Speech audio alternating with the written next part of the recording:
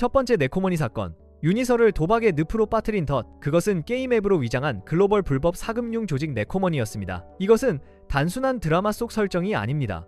현실에서 일본계 거대 대부업 자본이 한국을 잠식했던 실제 사건과 맞닿아 있죠. 그 빗장이 풀린 결정적 계기는 바로 1997년 IMF 외환 위기였습니다. 1998년 1월 13일 정부는 IMF 체제 하에서 외자 유치와 고금리 정책을 이유로 기존의 이자 제한법을 전격 폐지했습니다. 이로 인해 대한민국 사채 시장은 법적인 이자 상한선이 사라졌고 연 100%를 넘어 200%에 달하는 살인적인 고금리가 횡행하는 무법천지가 되었죠. 피해가 극심해지자 정부는 약 4년 뒤인 2002년 10월 27일 대부업법을 시행하며 금리 규제를 시작합니다. 이때 설정된 법정 최고금리가 바로 연 66%였습니다. 이때를 기점으로 산화파이낸스, 아프로파이낸셜, 제이트러스트 등 일본의 대표적인 대부업체들이 한국 시장에 본격적으로 뛰어들었습니다. 이들은 TV 광고와 친숙한 로고송을 앞세워 대부업에 대한 부정적인 이미지를 희석시키는 전략을 펼쳤습니다. 결과적으로 이러한 공격적인 마케팅은 적중했고 한국 시장에서 막대한 수익을 거두며 단기간에 급성장하게 됩니다.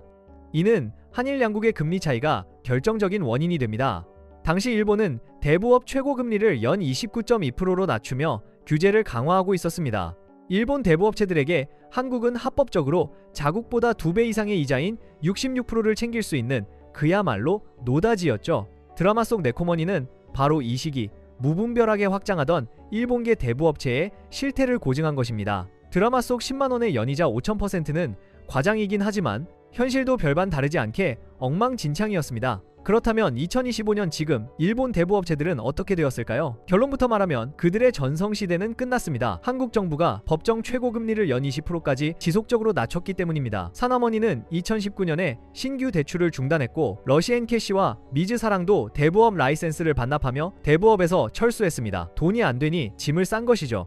두 번째, 해외 원정 인신매매 사건. 드라마에서 묘사된 빚을 빌미로 한 일본의 인신매매 또한 실제 발생했던 범죄입니다. 2011년 8월 16일 서울지방경찰청 국제범죄수사대는 사채빚이 있는 한국 여성 16명을 일본 도쿄의 유흥가로 팔아넘긴 국내 사채업자 브로커 일당을 검거했습니다. 이들은 여성들에게 일본에서 3개월만 일하면 빚을 갚는다고 속였으나 현지에 도착하자마자 여권을 빼앗고 1인당 수천만 원의 선불금 빚을 씌워 성매매를 강요했습니다. 2013년 5월 2일 MBC 뉴스데스크가 보도한 사건은 더욱 충격적이었습니다. 사채빚을 갚지 못한 젊은 한국 여성들이 일본 최대 야쿠자 조직인 야마구치 구미파에게 넘겨져 강제로 성매매를 하게 된 한국 여성들의 실태가 드러난 것입니다. 빚을 다 갚기 전까지는 절대로 도망칠 수 없는 지옥 같은 현실에 갇혀버렸습니다. 야쿠자가 범죄에 깊숙이 개입해 있었던 것이죠. 일본 야쿠자들은 왜 하필 한국 여성 인신매매 사업에 뛰어들었을까요? 2010년대 들어 일본 전역에서 폭력단 배제 조례가 강력하게 시행되면서 야쿠자들은 주 수입원이었던 보호비 수금이 불가능해졌고 사실상 모든 경제 활동이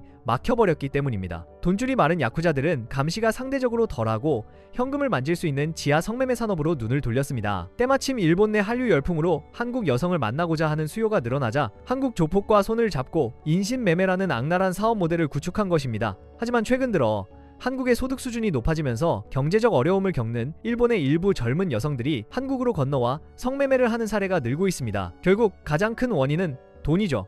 일본 청년층을 옥죄는 취업난과 낮은 임금 문제 탓에 한국에서 더 큰 돈을 벌 수 있다는 기대를 안고 이런 위험한 선택을 하는 안타까운 현실입니다. 이번 에피소드는 우리에게 잊혀가는 범죄의 역사를 상기시키며 금융 범죄와 인신매매에 대한 경각심을 가질 것을 당부하고 있습니다.